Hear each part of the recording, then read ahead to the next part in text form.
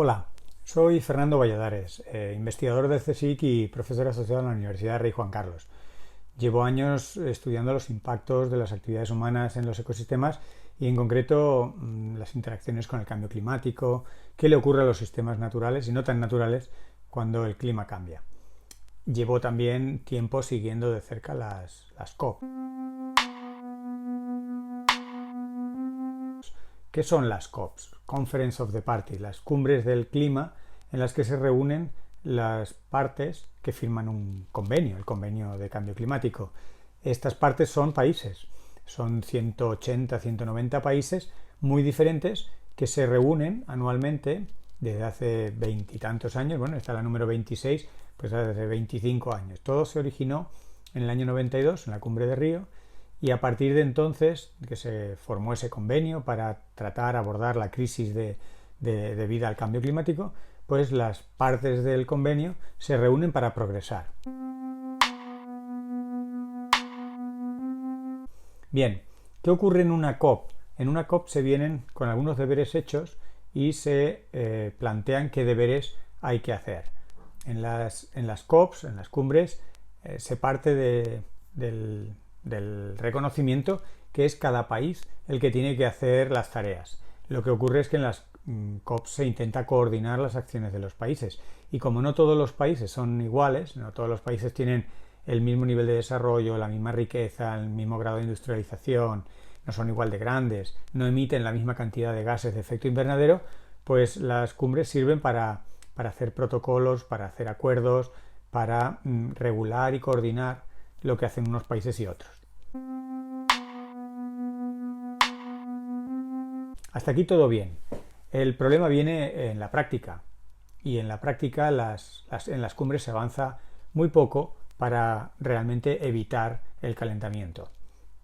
De hecho, en las últimas 10 o 15 COPs el avance ha sido tan pequeño que las emisiones han seguido aumentando, a pesar de que el objetivo ya de hace tiempo era, en primer lugar, frenar el incremento de las emisiones de gases con efecto invernadero y en cuanto se pudiera irlas disminuyendo a los valores preindustriales o por lo menos a valores digamos antiguos, históricos, que estaban asociados a un clima mucho más tranquilo, ¿no? Con menos calentamiento.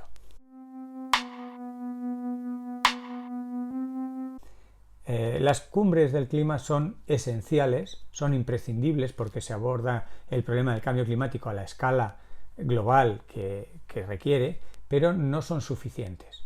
¿Por qué no son suficientes? Precisamente porque los arreglos, los cambios, los progresos son muy lentos. En cada COP, en cada cumbre, se progresa poco, se invierte mucho tiempo en conversar, discutir.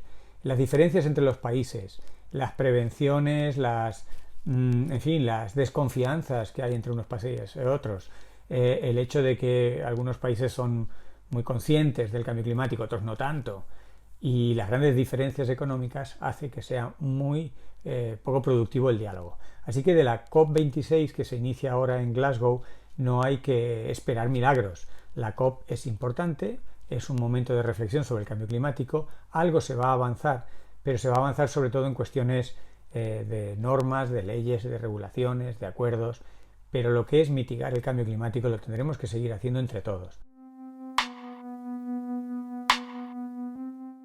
La presión popular, el apoyo de la ciudadanía a las decisiones de los políticos, de los gobiernos a escala nacional es más importante que nunca. No basta con las COP, son, como digo, insuficientes. Hay que comprender su importancia y hay que comprender sus limitaciones.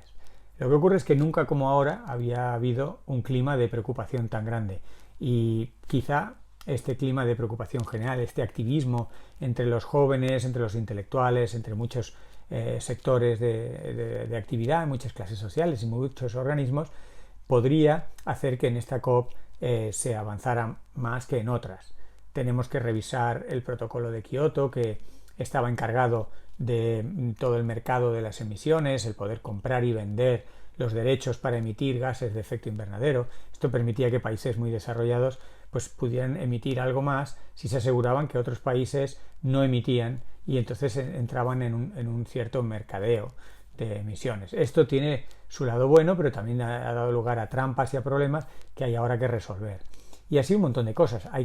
No es solo ratificar, sino hay que mostrar cómo se va de cara al Acuerdo de París y diversos aspectos. Tenemos que mirar lo que va a hacer China, lo que va a hacer Estados Unidos, los grandes emisores, la propia Unión Europea, aunque la Unión Europea muestra muy claramente su juego, que es muy proactivo en la mitigación del cambio climático, pero tenemos que ver países como la India, Argentina, Brasil, por supuesto Rusia, que son países muy importantes y que no siempre tienen una política ambientalmente muy correcta.